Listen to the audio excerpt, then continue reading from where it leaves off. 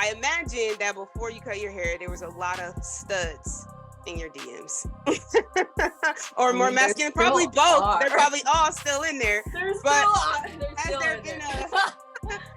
there been a shift in the kind of people that approach you, or is it pretty much the same? And the people that you are interested in, has that changed?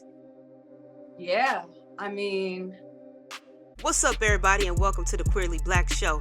I'm your host, Ashley, and I'm so happy you came by. The Queerly Blax Show aims to normalize the everyday existence of Black, LGBTQIA+ individuals through an interview-style series with regular folks like you and me. So every week, a new guest shares their story and unique perspective on their existence as an LGBTQIA+ individual. Thank you for tuning in, and make sure you subscribe, download, set your reminders to the podcast so you never miss an episode. Enjoy the show. Welcome back to another episode of Queerly Blax Show. I'm your host, Ashley, joined today by a very special guest. Very, very special guest. We got amandagracejenkins in the building, y'all. Amanda, introduce yourself to the people. Hello, everyone. I'm Amandagracejenkins. Thank you so much for having me here, Ashley. I'm super excited to be here. Yeah, man. We're going to get right into it. We're gonna get into it. We're gonna start with this very, very, very cool hairstyle that you have. Normally I go back to the beginning, but we're going to talk about this very cool hairstyle. So I know recently, last year, you went through a fun transition of cutting your hair. Talk about that. Talk about this very new, cool hairstyle that you have right now as well. Yeah, I mean, I feel like it's always been a part of me to just really I don't know, I get bored with my look often, and it's like I love every look that I do, and then I'm kind of just like over it after a couple months. I'm like, all right, next. And I'm also a hairstylist, so I've been doing hair for 15 years, so it's like I just have that artistic just urge in me to constantly be trying new stuff, and I just see it at my fingertips, and I'm a colorist, and I'm like, ooh, what can I do, or what can I do with this style? So I kind of use myself as my own kind of like canvas, really, and self-expression. And I love to be able to express myself in this way. The color is crazy. The color is amazing. It's like, it's very, very green. I love it. I love it. I love it. It's bold. I love it. It's amazing. That's great. So let's talk about before you were, a hairstylist, before you were an actress, before you were all the amazing things we know you to be today. When did you know that you liked the ladies? Honestly, I don't know if this will come as a surprise to people or not, but like it took me too long to figure it out.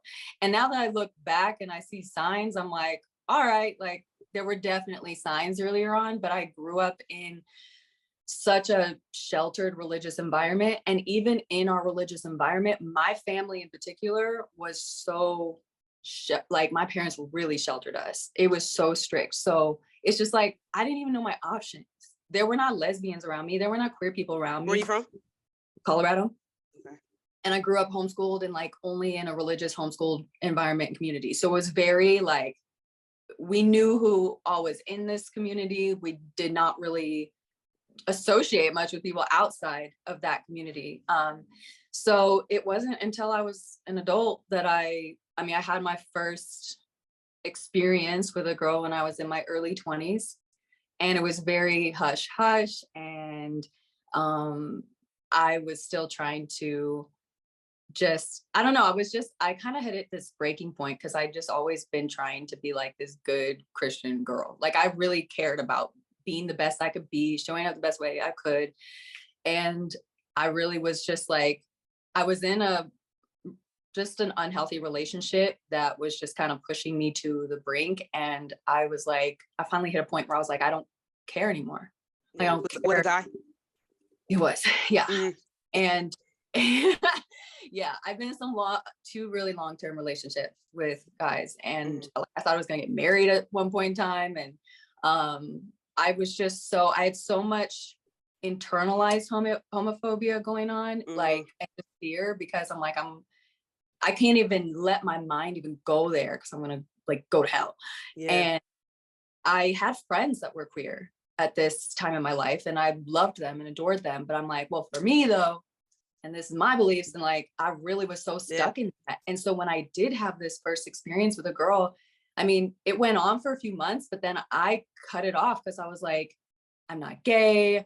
Like I was too afraid of it. And I just stuffed it away for the next few years. And over the next few years, I just kept thinking about, I couldn't get girls off my mind. Like I just kept thinking maybe it's just a fantasy, try to like push it out of my head. And finally I hit a point, it was only in like 2018, only a few years ago, where I was like, I told a friend, I finally said it out loud. And I was like, I think I need to try dating girls. What up? It's your host, Ashley, and I'm interrupting this podcast to ask, are you following us? Have you downloaded the podcast? Are you subscribed to us on YouTube? If you're not already, go ahead and subscribe to the YouTube channel. Follow us on all platforms, Queerly Black. I'm going to let y'all get back to the show. Peace. And just get it out of my system almost. Just see, I can't be asking myself, what if? And I know I will for the rest of my life if I don't do this. And so once I said it out loud, my friend was getting all excited. She's like, oh, it's like, yes, girl, let's get the like, bitches. Let's go. Like, calm down. This is the first time I've even saying this out loud. I haven't fully accepted this. And even in the beginning, I thought maybe I'm bisexual. But I just had so much fear to let go of. And, but once I did like start and really started, I just threw myself in. I just started dating. I started getting on the apps, and that's the only way I knew how to like meet people. Where were you at this point? Were you still in Colorado, or had you moved? No, I was in LA actually, which was great because I was working and living right around West Hollywood. Yeah. Oh, so a lot of my clients were gay guys, and like places I would go hang out. Like it was just a perfect environment to come out in, where I didn't have to worry. I could talk about it openly. I didn't have to worry about the judgment. Yeah, for sure. I think a lot of people relate to that process of like, growing up in a religious background, but realizing that like something's different about me, and like not knowing how to unpack that. When you were able to identify the, internalized homophobia, what was the process for you of unpacking that? Because it's still very scary, right? You grow up that way, and then it's like, how did you start to unwind that for yourself? I mean, it was just a lot of internal work, honestly, just learning to let go of the shame and like look at it as like, this feels right, so it is right. Like and just having to like constantly just do that inner work and give myself affirmations and just give it time, really. And also it helped to put myself in the environment and surround myself with people that supported me. Yeah, that was a huge change. And so I just started kind of creating my own chosen family and like support system around me, because I'm like, this is what I need. I cannot be trying to find like being okay with myself and love for myself in the wrong environments with the wrong type of people that can't accept me. Yeah, for sure. Talk about how important it was for you to move. Obviously, the industries that you're in are, LA was the place that you chose to live, but how important was it for you to you grow up in your area, and it's like, this is all that people do here. This is all that people are exposed to. How has moving to a different place impacted you? As when I moved to LA? Physically moving somewhere else. Yeah. I mean, that was life-changing for me. I don't think I would be where I'm at today if I hadn't moved. You'd be like first lady of a church or something. I had actually quit going to church before I left Colorado, but I would have still been hanging out around a lot of the same people, and just like, I really don't, I mean, I will say that the people that I was hanging with towards the last couple of years in Colorado actually helped me. They kind of helped plant that seed and helped me start finding myself more and being more of an open person. I think about just one of my best friends who lives in Colorado, and she's queer, and she was like one of the most open, free spirit, just accepting of herself. Just I never met anybody like her. And I just remember when we started becoming friends, I could talk about things around her that I couldn't talk about around anybody else. Mm-hmm. And I feel like she really helped me tap into just be more accepting of being free and being open, and certain things that felt natural, but I was too afraid to accept before. And so it was kind of like a seed planted. And when I was really coming out, I was away from her, and she was still back in Colorado. I'm in LA, but I feel like her and people like her in Colorado were they kind of helped with that. Yeah. So, definitely. Yeah. My curiosity is killing me. Your first girl, was she a stud or a femme? Oh, you know what? She was a tomboy. Okay. Baby stud. Well, I don't know. She definitely was like a mix. Mm-hmm. She was, because honestly, I was her first experience too. And she was used to being with guys. And so, but she definitely had this kind of little tomboy style. We met, this is so gay. We met on our soccer team. Oh, there you go. Yeah. Soccer, softball, or basketball? It was soccer. Yeah. It's like we met there, and there's this new girl on the team, and I wasn't thinking that at first, but we just instantly clicked, and we just became like the bestest of friends, and then it quickly turned into something else. So yeah, man. Yeah. Be like that. Yeah. So talk about your journey from that first experience to present day, just dating, what that looks like for you, things that you've had to that you've encountered with, kind of dating women. Just like the journey of that. Yeah. Well, I feel like I didn't really know from that experience. I knew there was elements of it that I liked and was exciting. But I feel like I didn't really know until I actually let myself date women and open myself up, not just physically, but emotionally to the experience. And I mean, I got myself wrapped up real quick, because when I was coming out, I just dove right in, and just my heart was like open. I'm just like, I'm ready to be here and to love and be loved. And it was actually like kind of brutal. Like there was a lot of fun things, but it was also just kind of brutal, because I don't know if there was something in me that was thinking it was going to be easier than what I was used to with dudes. And like, maybe because I felt like, well, because I found myself and what I'm supposed to be doing, everything's just going to fall into place. It's going to make sense. Yeah. But it was a mess. It was a hot mess. Were you looking to, when you started dating women, were you looking to be in a serious relationship because you were in long-term relationships before? Or were you just like, I just need to figure out what this is, more of an exploration? You know what? That was kind of like, that was challenging for me, because I was 30 in 2018. So I was really at this place in my life where I was very ready for a committed relationship with someone, and kind of getting more into like settle down mode with someone. But I also was just like brand new in this world and needing to figure out what I even wanted and what I really liked, who I really liked, what my type was. And so in the very beginning, when I just started getting out there, meeting girls on the apps, I was intentionally trying to date a lot.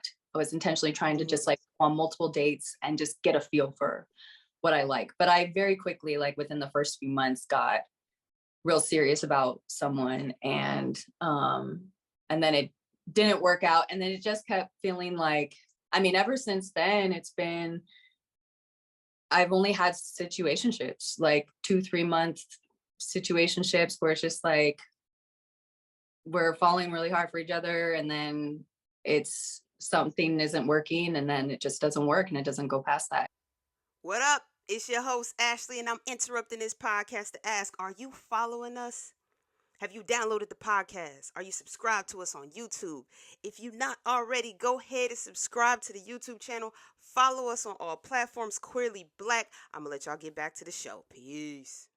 Yeah, so situationships, just a couple months and then it's done. And I'm like, man, like I really want to like meet my person at this point in time in my life. But it was brutal, but looking back, it was like, damn, honestly, all that needed to happen, because whatever I was doing before and the people I was trying to be with, like, that's not who I was really meant to be with. And I had a lot of learning to do about myself, because it was just life altering to come out at 30. It was literally life altering, just so much more than I expected. And I'm having to just like literally rethink my life. Yeah.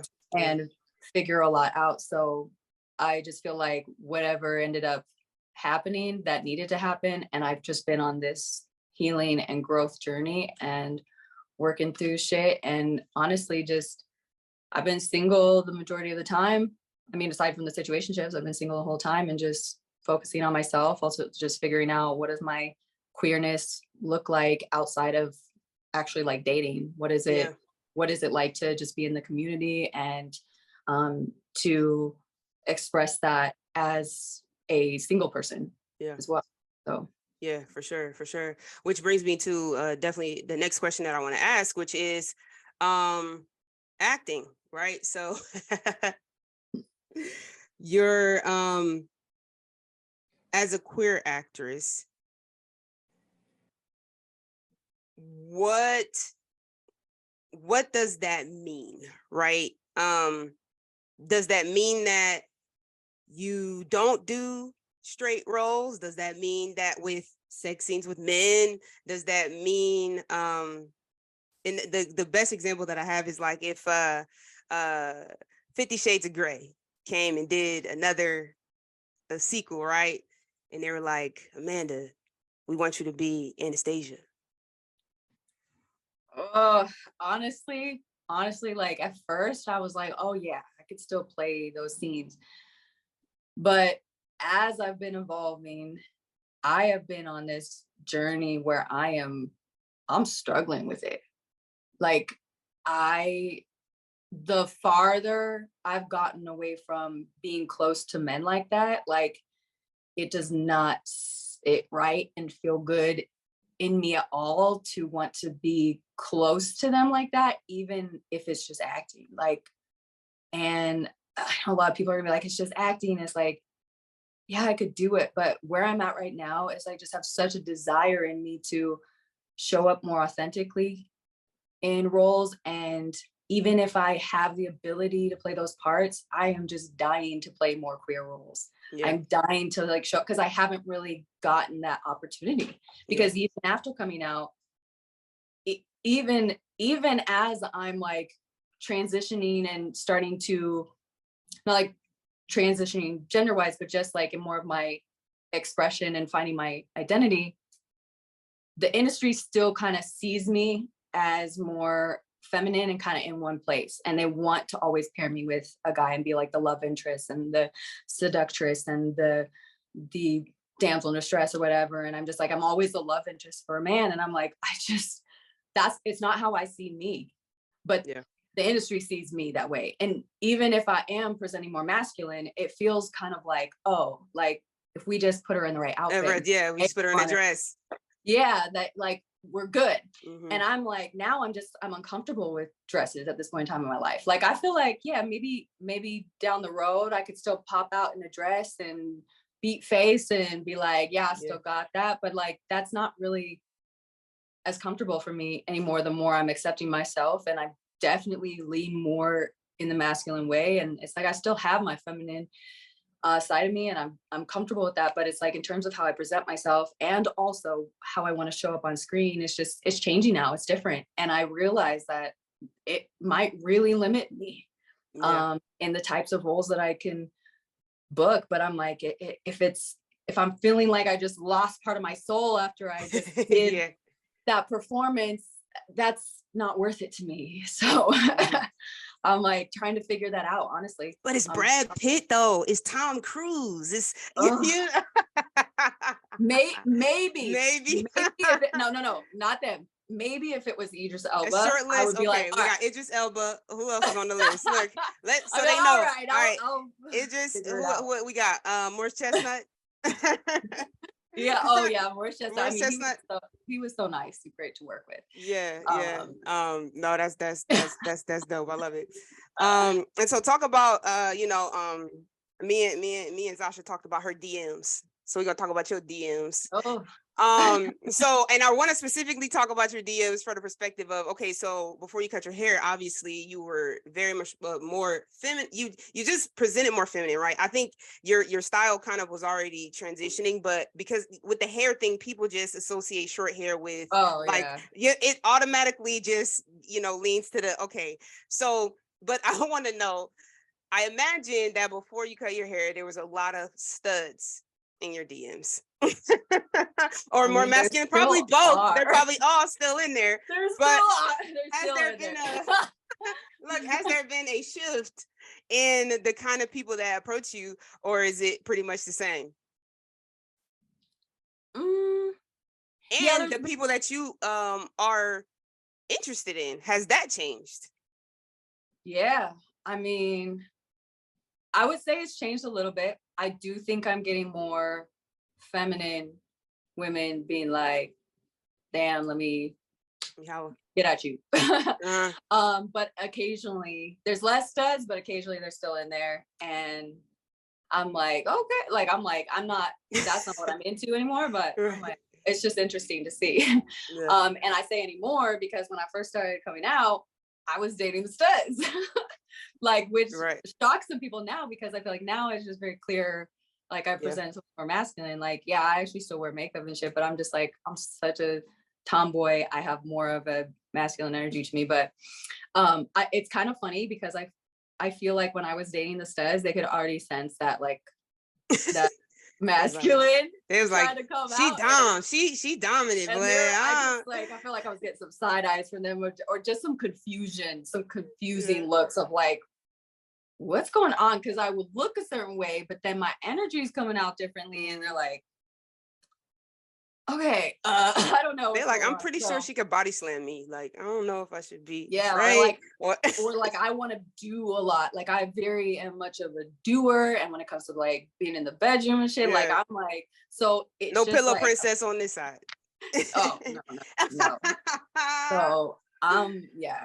No, so I was like, we were both realizing, I mean, any of these situationships I was in, it was just like, oh, there might be. Like, okay, are you wearing a strap or am I wearing a strap? Yeah, what are we doing? Like rock, are we doing rock, paper, scissors tonight? Like, what are we doing? Yeah. Oh, what do you mean I can't do that to you? They're like, maybe if I feel comfortable with you. Right. Are you slapping my ass right now? Wait, what is happening? And I'm so like that. I'm like, and I'm like, that is what I bring, even when I was presenting more feminine. So they're like, whoa. And I mean, I remember there was like one that was like, you opening doors. You like opening doors. You like, nah, baby, I got it. Hold up. Yeah, no, like, hold up. Yeah. So, and I do think it was like a little easier for me. I think subconsciously I was probably just going from like men to women. Maybe subconsciously that was like easier for me to, because I knew how to be around masculine energy. I knew how to flirt. I knew how to like just be. And so I think it was probably easier, but it real quickly I started realizing like, oh no, I'm really into the femmes. Like, and I like switches too. Like I like stems as well, but I do really enjoy like a feminine energy, and it makes me feel, I like how I feel around a feminine energy as well. So I feel like that's more compatible for me. And it definitely was a learning period to figure that out. And so that's one of those reasons why I look back now and I'm like, well, thank God I didn't get in a relationship with those people earlier on, and I waited and figured out what I really wanted. Yeah, I can relate. Definitely understand that. Awesome. So when you think about, excuse me, when you think about yourself now, what do you want people to know about you? What do I want people to know about me? In terms of like my career, my personality, or All of it. all of it. That is a really good question. Because I think there's a part of all of us where we want people to know like who we really are. I think that's it. Because I feel like I'm figuring this out as I'm talking about it, but because I feel like I'm on like social media and then I do acting and stuff, and like I'm proud of that stuff, but I show only like a surface level, or you only see a character, or you only see, I don't know, my goofy videos where I'm maybe doing a thirst trap or something, and I'm like, that's not me. Like when you really get to know me, like I'm just very real. I'm down to earth. I have a big heart. Like I'm just like I'm a genuine person, and I feel like there's just so much more to me and so many other layers. But I'm also a very private person. So it is hard for me to actually like really show that side of me on my platforms.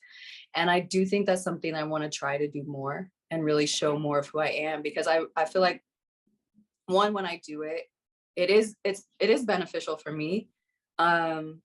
Because like the responses I get, I just realize how relatable it is when you are real and you show that side of you, and people can really relate to that and be like, wow, yeah, I'm going through that too, or like, I just relate, and or this is helping me get through this because of what you shared. And I'm like, wow, like, okay, I should maybe share more of myself. So Yeah. I think that's what it comes down to. I do think I want people to know who I genuinely am, outside of the more performative stuff. Yeah, for sure. I understand that for sure. And I think I talk about like generations, and like, I'm 32, you're, mid-30s. When our age group is the ones that was like right in the middle of like no internet. So for a lot of Yeah. us, like we didn't necessarily grow up with the internet like in the way that people grow up with it now. And so that balance of like privacy and like what to share and like understanding the landscape, and like I know I need to be out there, but like this is still like my real life. It's not really up for like scrutiny from people and stuff like that. Like striking that balance is tough. So I think that's something we're all trying to balance, because we just Oh, didn't grow up in a space where we felt like discretion was okay, and even thinking about like older queer people who were like, oh, like this person's queer, but they never came out. And it's like, well, they're never going to, because their generation didn't feel like that was necessary, but mhm. we are right in the middle of like, I gotta make an announcement. And like, Yeah. I have younger sisters. My sister's age, they have to post everything. They're 20. They if it didn't get posted, like forget it. It's like the end of the world. They didn't get a picture. They like it's like the whole world ends. But like us, it's kind of that middle ground. Like, okay, well, if it didn't get shared, it didn't get shared. Yeah. Sorry. Yeah, it's definitely really challenging trying to figure out that balance, Yeah.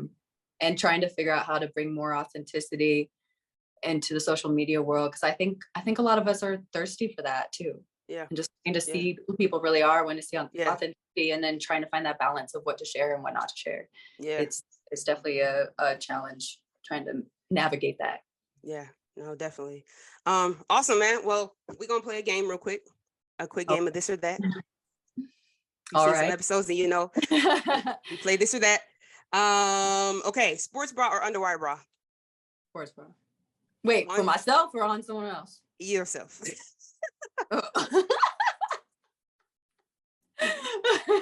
We obviously know that her love interest would have an underwire bra.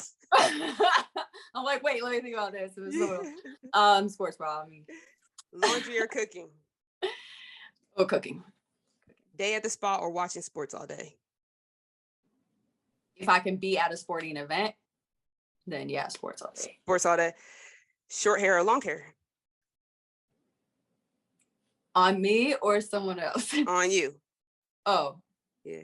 short hair. And after we play this game, we're gonna do a quick profile of your type. Oh, okay. For the people to know. So, lipstick or lip gloss? Can I do neither? Either? Okay. Neither. I don't wear either of those. Sports car or big truck? Big truck. Big wedding or small ceremony? Small ceremony. Stay up late or sleep in? Stay up late. Iron or re-dry it? Iron. Praise the Lord. Pay or have her pay? Pay. Pay. Back in your fem days. No. Yeah, back in the fem days. Cool. Oh yeah, I miss those fancy dinners. Yeah, Yeah, see, that was a benefit for sure. But yeah. Nowadays, no, I like spoiling. Yeah. You answered this question already, but I'm gonna ask again. Pillow princess or I'm on top? I'm on top. Hey, there it is. Now, because you're single and queer people watch this, tell the people your type. Ooh, okay. Well, I would say physical. I tend to go for women of color, usually Black or Latina, Hey. Afro Latina. Hey. But I'm also open. Like I never want to just like completely close off options. But those are like what I typically am drawn to. I do love curves. I'm into short hair and long hair. Definitely feminine, kind of like bubbly, flirtatious energy. I'm a sucker for accents. I am. And then in terms of like, I missed something. I love afros. I love natural hair, braids, afros. So yeah. Okay, anyway, going past the physical. Okay, what I like about a person and my type, well, I did kind of say bubbly, flirtatious energy, love that. Like I really like a lot of affection. But really comes down to like the real stuff. Someone who is genuine, has self-awareness, puts emphasis on growth in their life and all of that thing that comes with self-awareness and trying to just better yourself. Like that's important for me. And just like kindness and just like a good person that really just knows themselves and is to show up. Yeah. So perfection. If you're perfect, pull up. No. Yeah. I love that.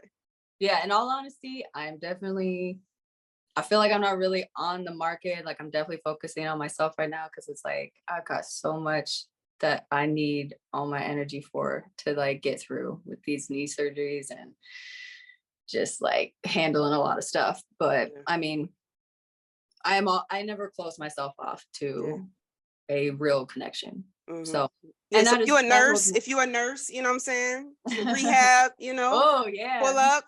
Yeah. Bring the free ice packs. You're a physical therapist. Pull up. You know what I mean? Yeah. Hey. Dope. Tell the people where they can find you. You can find me on Instagram and TikTok. It's under my full name, amandagracejenkins. I do have a YouTube as well. It's under Amanda Grace. And yeah, those would be the best places to find me. Dope.